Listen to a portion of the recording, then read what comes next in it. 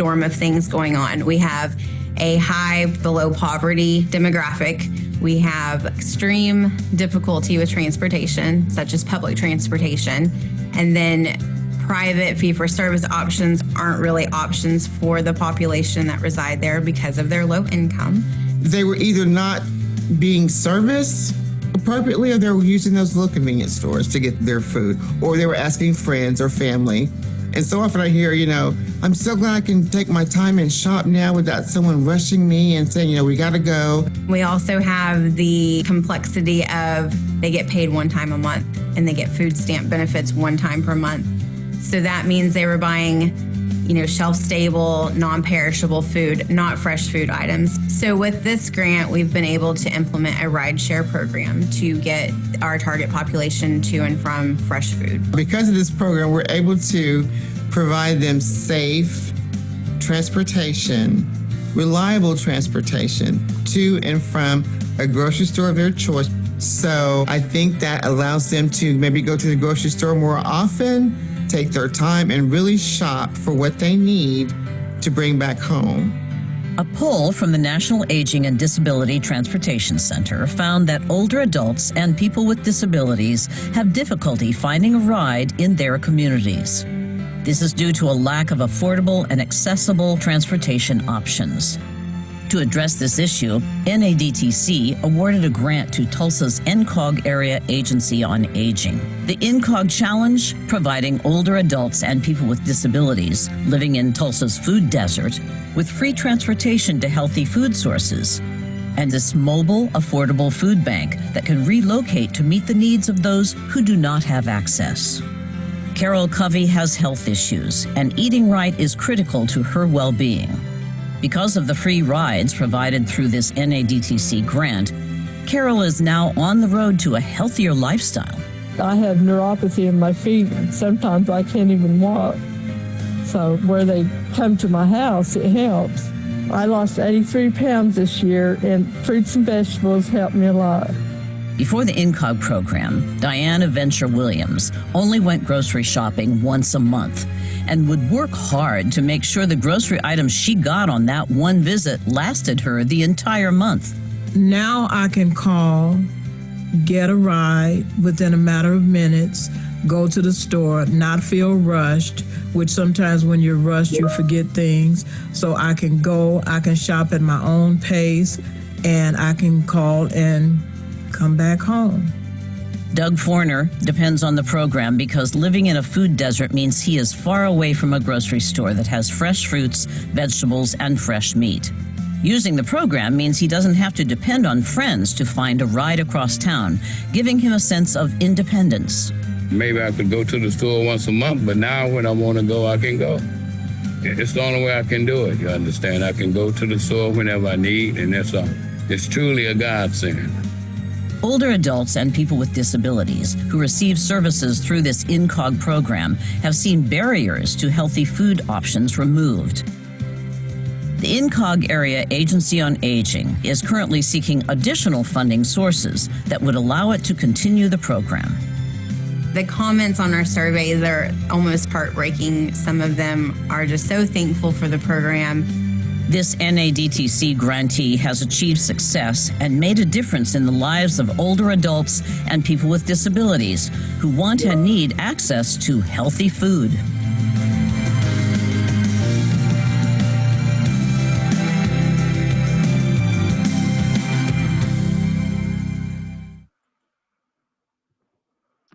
Okay, and with that, I will turn things over to Reagan McManus.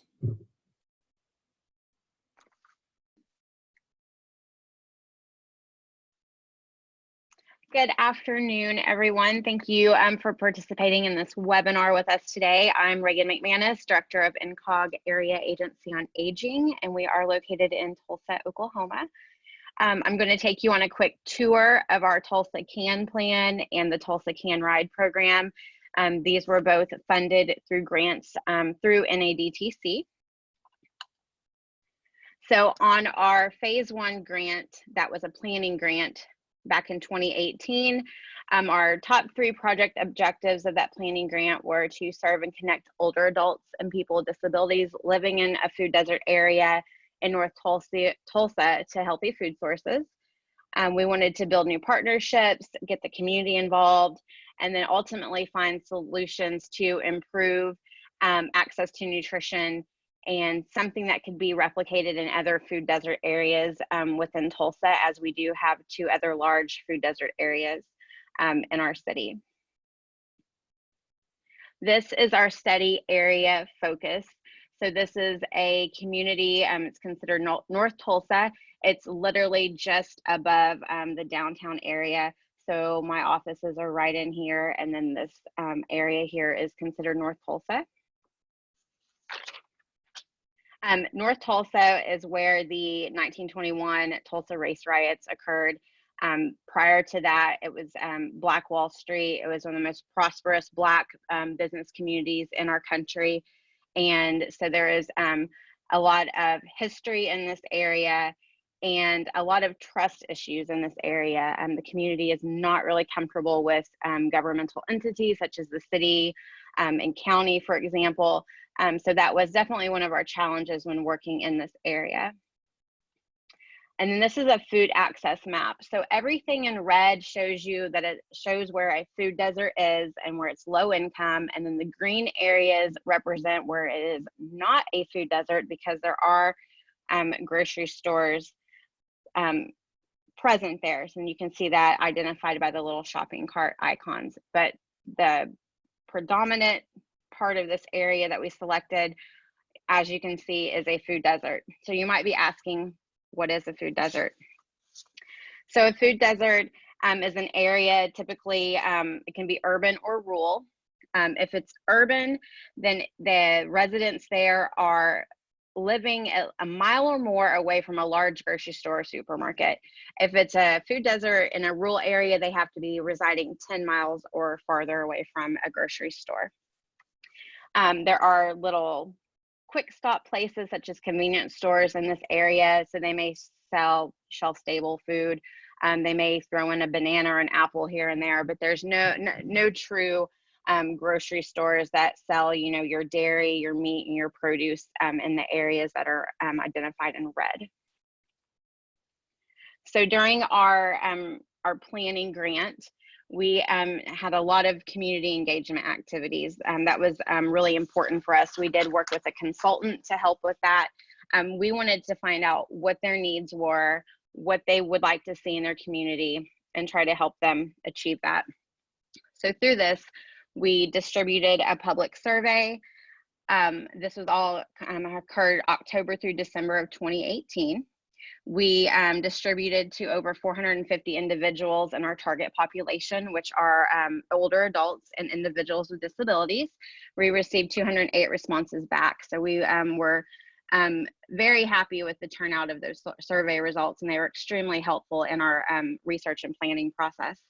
We held 4 advisory board meetings. Our advisory board had 12 members on it. They were outstanding, and I recommend anybody starting a planning grant like this to set up an advisory board, regardless if it's a grant requirement or not.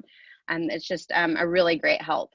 We conducted 4 focus groups with North Tulsa residents consisting of our target population, and then some social service representatives and stakeholders from that area also participated. We had 1 public workshop. So any and all were invited to this. We had 46 attendees, and they provided over 1,200 responses to a multitude of questions regarding the challenging issues that our study was addressing. And out of all of this information we collected, we developed what was called the Tulsa C.A.N plan. So C.A.N stands for Creating Access to Nutrition. And the gist of the C.A.N plan is that we came up with 13 recommendations. They are short, medium, and long-term recommendations to help improve access to nutrition and improve transportation access. 5 of those 13 were specifically transportation related. And I am working from home, and I do apologize if you hear my puppy in the background. Here's some pictures. We've got some focus group pictures. This picture on the top right is from our public workshop. And then you can see some of the sticky notes where we asked them to write down, you know, answers to the multiple questions that we had. And then we reviewed all of these sticky notes in the different categories, and that helped come up with these 13 recommendations in the Tulsa C.A.N plan. So our lessons learned from our target population were essentially they want more grocery stores. Who wouldn't? I want a grocery store in my community as well. That is obviously a long-term goal. That isn't something that any of us can just run out and make happen in the next 3 to 6 months. They also would like to see more mobile grocery truck routes. So in our video, you got a quick glimpse of that trailer that's been converted into a mobile grocery store. Some reported that they would like to see a healthy food home delivery service, because we do have homebound participants that aren't able, even if they had transportation, to get out and shop on their own. And then the big one was that they would like to see more no cost or low cost transportation options in their community. So then we were fortunate enough to move on and receive a phase 2 grant through NADTC, which was an implementation grant. So what did we do with this one? We did 2 different activities. They were 2 of the 13 recommendations in our Tulsa C.A.N plan. So the first one was to offer travel trainings and store exposure trips. We identified 5 grocery stores near the food desert area. It was really important to us that we keep our grocery stores for these travel trainings as close to their community as possible, because we want to, 1, limit the distance they have to travel, and 2, keep their dollars or tax dollars in their community and not send them out to South Tulsa, which is a vibrant, very affluent, has every grocery store you could think of out there. We don't want them sending their dollars there. We want them to keep them in their own community. So out of the 5 grocery stores we identified, we selected 4 to work with. We met with all of them with their store managers. We came up with kind of a game plan for when we would have these trips, and we sent invitations out. A lot of the invitations went to everyone who participated in our phase 1 grant with the public engagement activities. We're an Older Americans Act provider, so we tapped into our residents that we serve through our Older Americans Act programs in our database that we had. We sent mailers to them. Mailers, postcards, flyers, word of mouth worked best with this population to get information out to them. So this is our last shopping trip that we did. One of our Title III Older American Act transportation providers did our travel training and transportation service for us during this grant. So on the travel trainings, we had Morton Comprehensive Health Services provided the travel trainings. They talked about what is paratransit, for example, how do you utilize it, who are the different providers in Tulsa that provide paratransit services, how do you access those, who do you call, how much does it cost, things like that. So they went through all of that. And then they arrived at the grocery stores and were greeted by the INCOG Tulsa C.A.N plan team, and then the store manager who took them on a tour of the grocery store. A lot of times they were giving out samples or coupons to help them if they would like to shop, and just show them what offerings they had. 2 of those grocery stores out of the 4 were Hispanic markets, and so most of our participants had never been there. We wanted to expose them to the other options they had near their community and show them that they do have items that you normally would purchase. And no, not everything is in Spanish. And yes, the staff do speak English and can assist you. So those were really great trips. And we have had reports back that several of our participants are utilizing those Hispanic markets now. So as our second activity that we implemented was called C.A.N Ride. So we chose to use the Uber Health platform to provide individual rides to participants wanting to go to select grocery stores. So again, we identified originally 5 grocery stores that participants could go to at no cost. They would call our INA specialist at our AAA to schedule their ride. She used the Uber Health platform to go in and book that ride. So it bridged that technology gap for our participants who may or may not have a smartphone or internet access. And the grant covered the cost of the ride. our round trips usually averaged around $14 to $16. And then we also wanted to have a wheelchair accessible option. So we contracted with a wheelchair accessible vehicle provider called Dino Senior Transit. And these are not affordable rides, as I'm sure most of you know. Wheelchair vehicles is not cheap. We didn't want to use our local city transit, paratransit system, because this is something most of them are already using and familiar with. We wanted to offer something different. So we did contract with Dino's. They were a great partner. We didn't have to utilize them very often. A couple of people a month would utilize them. But it was a good option to have for those individuals. And then we added on farmers markets as an option for them to shop at, because through our AAA, we do have a senior farmers market nutrition program, and we wanted to allow them to shop there to get produce. And then at a high request from the riders, they asked that we add food pantries. As we said earlier, you know, these are low-income individuals, and they're trying to make every penny they have stretch, and a lot of times they just don't stretch enough, and they do have to tap into those food pantries. So some of our accomplishments through our phase 2 implementation grant, we definitely continued to highlight the issue of lack of transportation or poor transportation options for our target population, and then just the issue of the Tulsa food desert problem with our city and county officials and just the general public. We had quite a bit of media attention during phase 1 and phase 2 of our grant, which was great because it helped, you know, ripen this issue. It helped to get broadcast it and get it out there for us. By using our INA specialist in the Uber Health platform to schedule these rides, it did bridge that technology gap.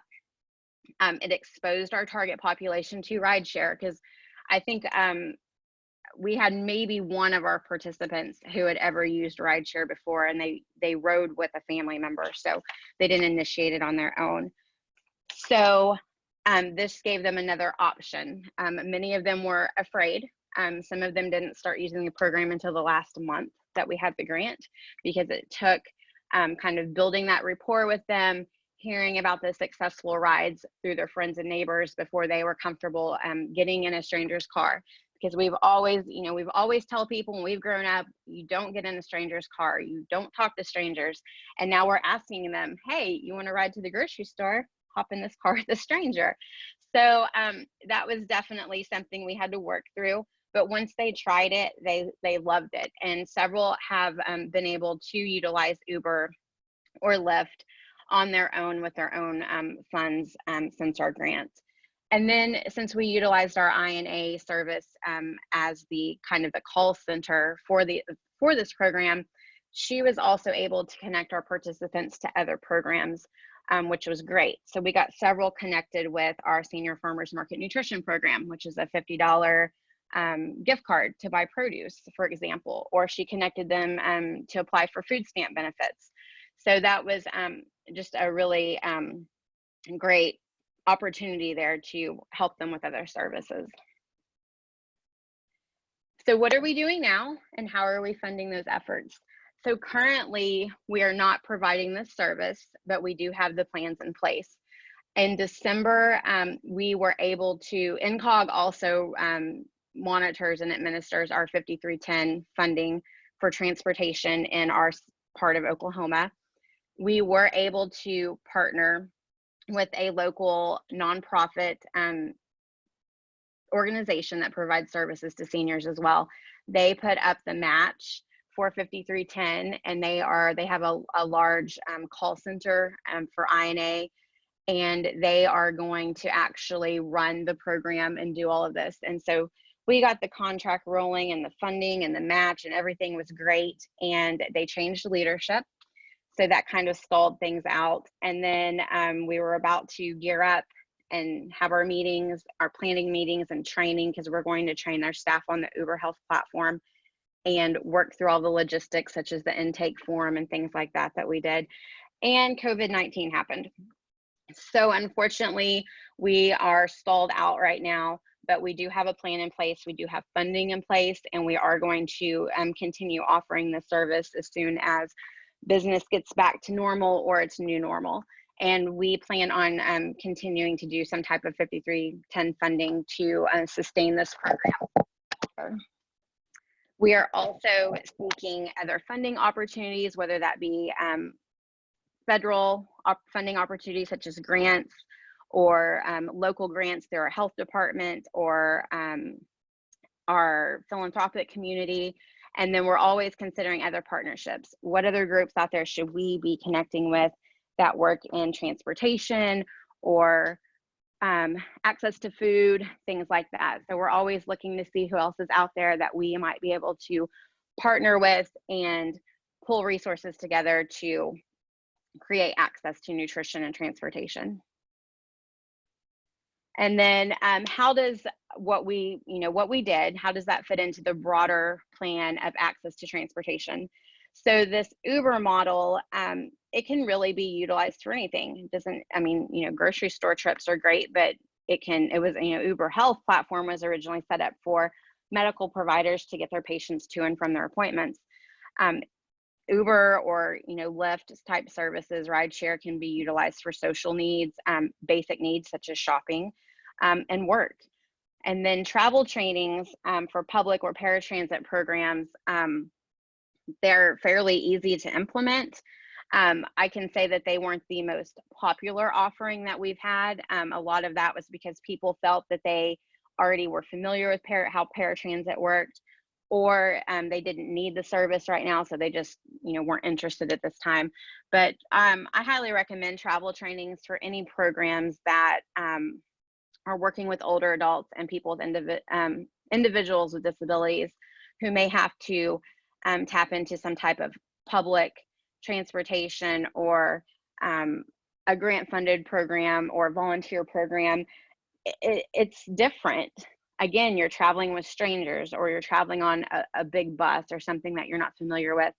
So definitely travel trainings they can be implemented, like I said, easily enough, fairly low cost, and they can really, I think, make an impact on people with their comfort level so that they will tap into a service so they can get where they need to go, essentially.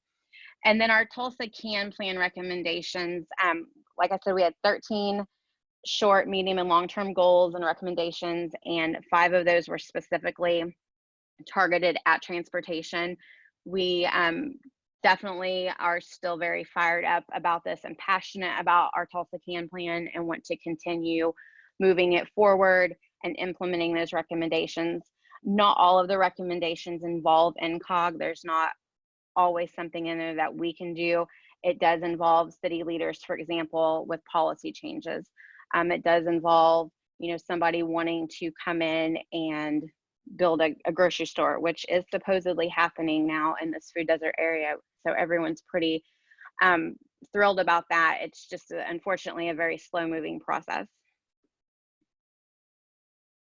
So I wanted to touch base real quick on COVID-19, because that's our current reality, and how COVID-19 is affecting our transportation. So as a Older Americans Act provider, we have 3 transportation contractors through that, and they provide transportation to senior nutrition sites, medical trips, some social opportunities, and things like health promotion, workshops, and things of that nature. So we have had to cease the majority of our transportation services right now due to COVID-19. Our 2 main transportation providers, one is for City of Tulsa and one is for some of our rural areas. They are also providers for other contractors, such as Medicaid, or they, one is an FQHC, a federally qualified health center. So they have their own patients that they're transporting into medical appointments and things like that. So they are no longer doing any type of group transportation, which is ideally how you make those dollars stretch and you become a more efficient transportation provider, is when you can group rides. So right now they are only providing those critical care type trips, so mostly like dialysis or cancer treatment, things like that. And they're only transporting one individual at a time, and then they're having to do a deep cleaning in between riders. So it has significantly impacted our participants, and a lot of our INA calls, our number one call that we get on our senior line, our INA line, is for transportation. And even during COVID-19, it is still a lot for transportation, and they're still wanting access to go to grocery stores. And then some are still wanting to try to go to medical appointments. And so that has been a difficulty. And then from what I've heard, even some of our rideshare drivers, there's not as many of them out driving people right now, understandably, because of COVID-19 and trying to social distance. So that's kind of where we're at with that. We do not have anything special that we're working on for COVID-19 right now, but we are just trying to keep those critical trips going and moving forward while keeping the participants as safe as we can and our staff. If anyone would like to check out our Tulsa C.A.N plan, it's a short read. It's got some great pictures from the different community engagement activities we did. You can access that on our website here, at our link here. I'd love to, entertain any questions that you may have, or if we need to have a lengthier offline conversation, please feel free to email and call me. This project was my baby. I was so sad to see this grant end, but like I said, we are continuing to move forward and try to work on this and implement more of the recommendations and continue to find future funding. So that's really all I have right now. I'm sorry it was kind of a quick walkthrough, but I'm happy to take any questions. Hi, Reagan. We did have a couple of questions in the chat, and I know we are at the top of the hour, folks, so if you need to log off, please do. But we wanted to try to address a couple of these questions while we had Reagan here on the line. One of the questions was around the COVID-19, and someone asked how your clients are getting food. So a lot of our participants are already on our Older Americans Act home delivered meal program or our congregate meal program. We have shifted our congregate meal program, so we have had to close all of the nutrition sites. And how we are handling those meals is that we are doing a drive-through to go option. So those that still want to come up and get their meal, it's handed to them through their car window, so they don't even have to leave their vehicle. If they had transportation issues, or if they were using one of our transportation providers to get to the nutrition site, we automatically move those over to receive a home delivered meal. And then some of our state has not had a shelter in place order, though some of our communities have through their mayor. So the majority of our communities, our large communities anyway, have a shelter in place. And we were encouraging our participants to follow that, especially since they're at high risk for COVID-19. So we moved anyone that, regardless if they meet our homebound definition or not, we've moved anyone that would like to have that home delivered meal over to that service regardless. And then we have had an increase in request for our program because people are having a harder time accessing groceries due to no transportation, due to wanting to shelter in place, and etc. So we are very thankful and fortunate that we are not getting calls on a regular basis of people needing food. The need seems to be met. And then we do have other community partners out there, such as the food bank and that mobile food truck, that are putting food bags together and getting them out, especially in that North Tulsa food desert area. We all know who the individuals are.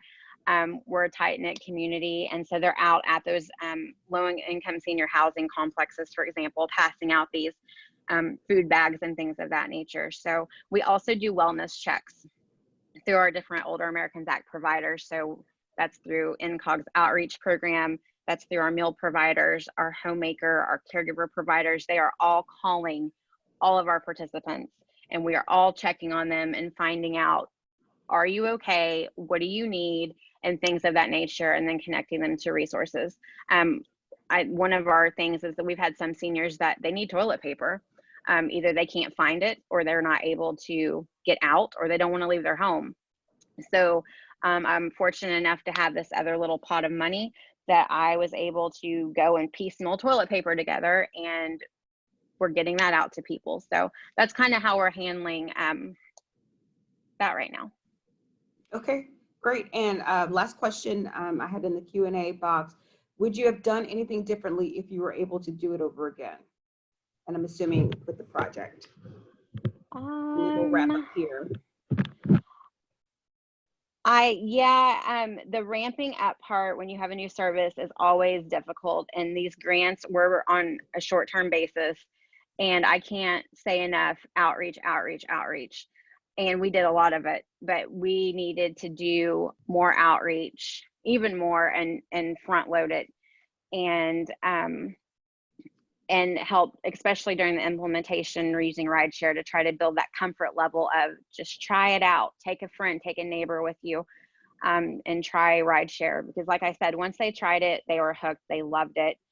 We had great feedback about the Uber drivers and the vehicles that they rode in. And so just definitely more outreach. Sounds great.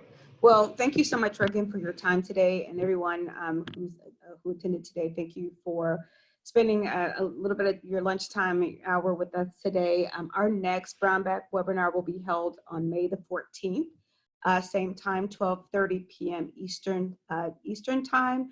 And we'll have that registration link available on our website by the end of this week as well. And it's also will be in our e-newsletter. If you don't get our e-newsletter, please visit www.nadtc.org and sign up today. Everyone stay safe and well, and we'll see you next time. Bye-bye.